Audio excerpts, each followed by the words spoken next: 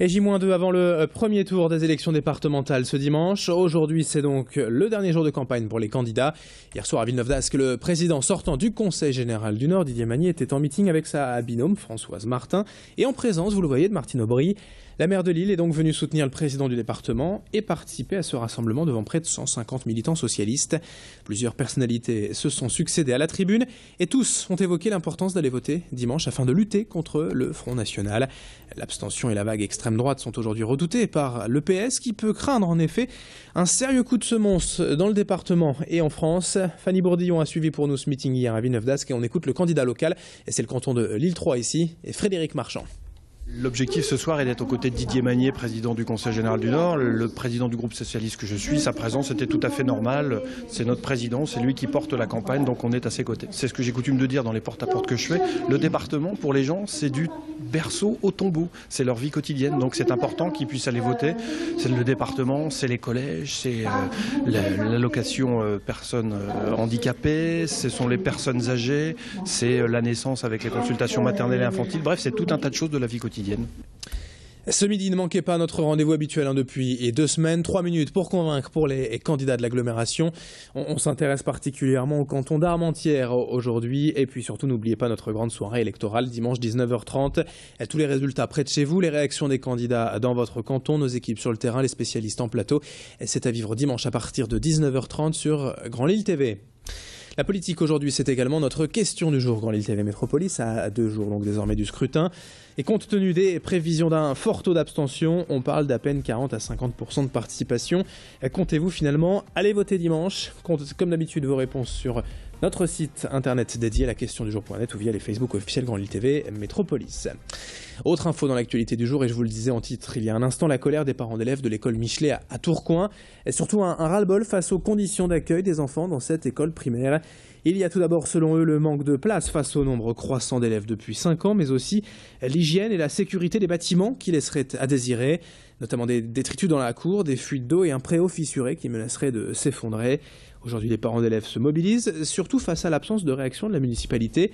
Déjà 2 lettres envoyées au maire de Tourcoing et restées sans réponse, selon eux. Les parents d'élèves et les enseignants menacent donc désormais de faire grève. Pauline Lermite a rencontré hier une de ses mamans en colère à l'école Michelet. Tous au courant qu'on allait déménager. Du jour au lendemain, on nous dit non. Et on nous impose des choses qu'on n'a pas forcément envie. Partir à Albert Roussel, mettre les CM2, nos enfants qui ont peur d'aller au collège. Voilà, tous les parents ne sont pas au courant, hein. Mais les enfants qui ont peur d'aller au collège, ils vont se retrouver avec des grands qui... Voilà. Et les petits qui vont rentrer en primaire avec les grands, ça va être encore pire, quoi. Ça va être l'anarchie totale. On ne sait plus comment réagir. Voilà, maintenant, je pense que M. Darmanin, je pense qu'il est papa, comme nous toutes, comme nous tous. Il doit savoir qu'aujourd'hui, on aimerait bien que nos enfants grandissent dans de bonnes conditions. Donc à lui de nous aider, quoi. Allez, en bref, aussi en ce vendredi, n'oubliez pas l'éclipse de soleil à vivre ce matin entre 9h30 et 11h30 dans la région et un pic d'intensité prévu vers 10h30. On espère surtout que la météo se dégagera au moment fatidique afin de bien voir ce phénomène rarissime. Pas mal de nuages prévus en effet ce matin, tout de même quelques éclaircies possibles vers 10h30. Dans tous les cas, nous serons en direct tout à l'heure sur Grand Lille TV pour vivre ensemble cette éclipse. Si vous n'avez pas trouvé de lunettes de protection, la solution c'est de rester branché sur Grand Lille TV avec quelques spécialistes des amateurs d'astronomie pour nous en dire plus sur cette éclipse à vivre tout à l'heure à partir de 10h sur Grand Lille TV. Dans le reste de cette édition, quelques images aussi pour évoquer ce championnat du monde un peu fou hier à Lille. 30 000 participants à travers 80 pays.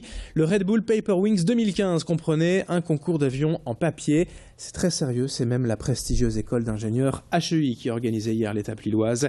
250 étudiants se sont inscrits sur Internet et si le second degré était forcément au rendez-vous, la plupart des compétiteurs ont tout de même redoublé d'efforts et de réflexion pour confectionner leur avion avec une simple feuille A4. 3 catégories au programme, acrobatie, durée de vol et distance. Sachez à ce titre que le record du monde est détenu aujourd'hui par un Autrichien avec 63 mètres.